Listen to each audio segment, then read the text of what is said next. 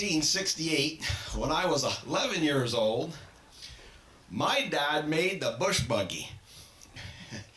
He took a Volkswagen Beetle, stripped it down to the frame, went and got his trusty Sawzall, saw 28 inches out of the middle of it and shoved it back together, welded it up. See, this shortened the wheelbase on it so we could go over stuff without getting hung up, and it tightened the turning radius on it, you know, so you could turn on a dime, give you 9 cents change. And he taught a lot of us kids to drive on that bush buggy, some successfully. I still got a sister that to this day, I swear to God, she can't drive a hen off a nest. But he was some proud of that bush buggy. He said it could go more places than a Jeep, and he proved it this one time. We were up to our camp in West Bolton, tooling around the bush buggy one Saturday, and we ended up down the road past the camp where the road runs alongside a group of beaver ponds, and eventually it's kind of the road and the beaver pond are the same thing. For about 100 yards, it's about a wicked mud hole, and you have to have a good rig to make it through. When we ended up down to that mud hole there, and there's just a hive of activity going on. Seems one of the natives, Windy Mallow up the road, had tried to put his Jeep through the mud hole and buried it right to the floorboards there. So he walked on out and got his dad with his Jeep and a good stout chain, and he went down there and they buried that second one right behind the first. So they walked out to Gary Pratt's farm, got Gary with his tractor. He come back and he planted his tractor right behind them two Jeeps. So he shagged his ass back to the farm, got his big ass tractor, and came back and he pulled everybody out of the mud hole. And it was right then when my dad and I showed up in the bush buggy. They was sitting there shooting the breeze, and we pulled up, said our howdies, and they told us what we was doing. They was doing there. My dad leans over to him and he says, "Hold on to something." He started up that bush buggy, and we fleeced out. We hit that mud hole doing about 30. Fleeced down across the other side on the dry ground. He shoved it around reversed, and then he hammered it right back through. Pulls up alongside the boys there and shuts her down. He was prouder of a dog with two tails.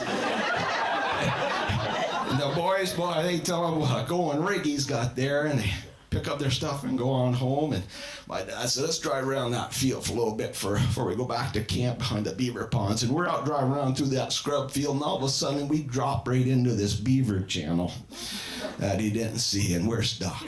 And we're stuck good. He's pacing around the bush buggy. You can see the beads of sweat coming off him, you know. He keeps scanning the side of the woods, make sure nobody's watching.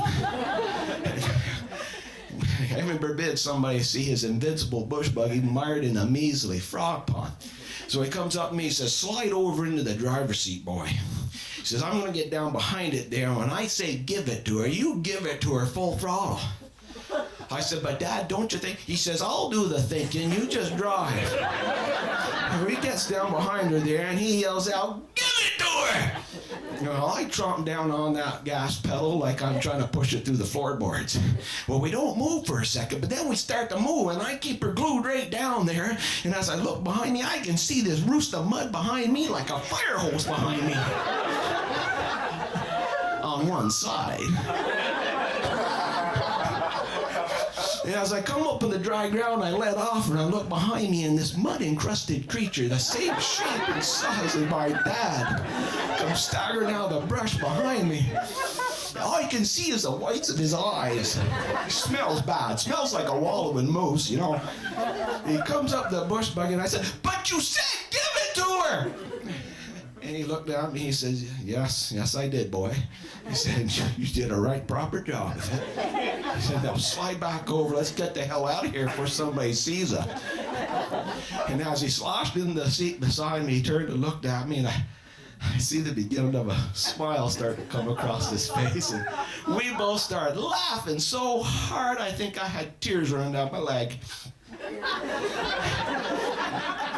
The next modification on the bush buggy he did was some mud flaps on the rear. Said it was like shutting the barn door after the horse was gone. You know, most kids don't learn to drive till they're 15 and get a learner's permit. I learned to drive a stick when I was 11. About the same time I learned that my dad wasn't the invincible Superman we all think our dads are when we're young. He was just a guy doing the best he could. I learned one other thing that day on the bush buggy too. Be careful what you ask for, because you might just get it full throttle. Thank you.